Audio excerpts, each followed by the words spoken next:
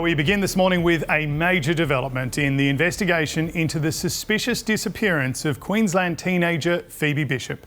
Two housemates of the missing 17-year-old have been charged with murder and interfering with a corpse. James Wood and Tanika Bromley, both aged in their 30s, were taken into custody last night and are due to face court today. Reporter Johanna Marie, who joins us now from Bundaberg. Johanna, what more can you tell us? Good morning. Well, James Wood and Tanika Bromley were both arrested in the Bundaberg area last night by police and have been charged with the murder of missing teenager Pheobe Bishop. The 17-year-old was living with the couple at their Gin home at the time of her disappearance on May 15. She was supposed to catch a flight from Bundaberg Airport to Western Australia, but she never made it to the Bundaberg terminal that morning. Now, police have been spending, the last 3 weeks scouring a bushland west of Bundaberg for any clues as to her disappearance. They've been working around the clock to try and find answers for the Bundaberg community. Last night, arresting the pair and charging them with Phoebe's murder. They're supposed to face Bundaberg Magistrates Court today on charges of murder and also interfering with a corpse. Johanna, what happens next? Well, of course, the big question is what did happen to Pheobe Bishop. Police are expected to give us an update later this morning on their investigation. Of course, Phoebe's mother last night made an emotional plea saying that her heart or her world had been shattered into the most horrific place. She also made a plea for anyone with information about where Phoebe's body may be to please come forward, as the family really wants to find her body and bring some closure to them. We want to take you overseas now because the public falling out between the US president and the world's richest man is getting even uglier, with Donald Trump threatening to cancel government contracts for Elon Musk's companies. America's Editor John Lyons is at the White House. John, good morning. Wow, this relationship has well and truly deteriorated. Oh yes, Emma, the White House here I think has been shocked by the latest development here in this battle between Elon Musk and Donald Trump. The latest tweet that Elon Musk has put out links Donald Trump to the Jeffrey Epstein sex trafficking case, the criminal operation, when he said, this is a couple of hours ago, he said, Elon Musk, time to drop the really big bomb.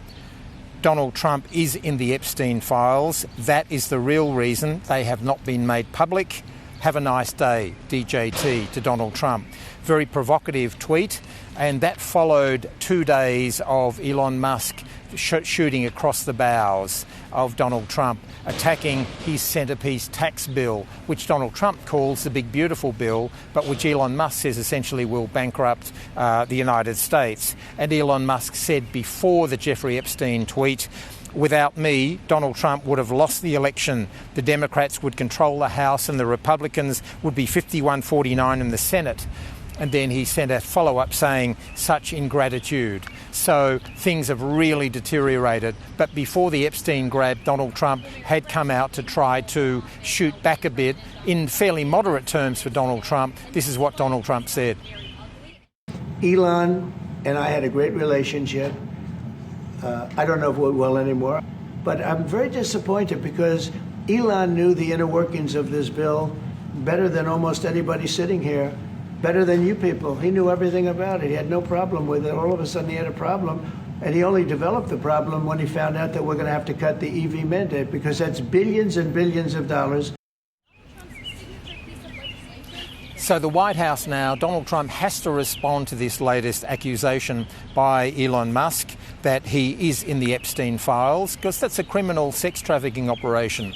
And so Donald Trump will need to respond. He hasn't yet. He's been in the White House having meetings. There's been dead silence from the White House. I think they're actually stunned by this. And Donald Trump also has to decide to what extent does he hit back? Does he try to smash the credibility of Elon Musk?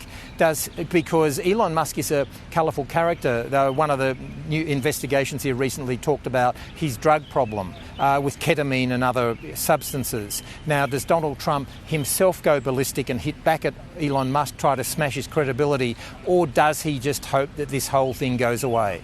Certainly is. OK, plenty more going on in the world of news. Here's Charles. Thanks, Emma. Accused triple murderer Erin Patterson is expected to return to the witness box today as her Supreme Court trial in Victoria reaches the end of its 6th week.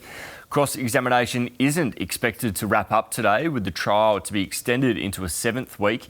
Miss Patterson allegedly deliberately poisoned her lunch guests by serving them beef Wellington containing poisonous death cap mushrooms in 2023.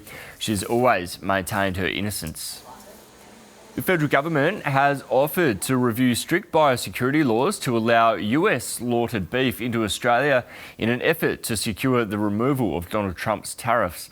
The move comes as Prime Minister Anthony Albanese is expected to meet with US President Donald Trump this month. Sydney's new Bankstown Hospital will now cost $700 million more than initially predicted. The project, announced by the former coalition government in 2018, was set to originally cost $1.3 billion. New South Wales Health Minister Ryan Park blamed the price increase on the previous government taking too long to select a site, but says the project will be worth it.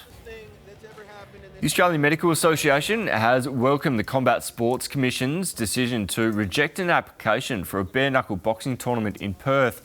The association had previously slammed the tournament, saying the sport is too violent. The state government has also faced intense scrutiny from the state's opposition party over the proposed event. Well, snow lovers are getting excited. The official start of the winter ski season is tipped to be a good one. The Weather Bureau is forecasting snowfalls down to 800 metres across New South Wales and Victoria's alpine regions across the next few days. It comes after record low snow seasons in the past couple of years and the prediction of another warm winter this year.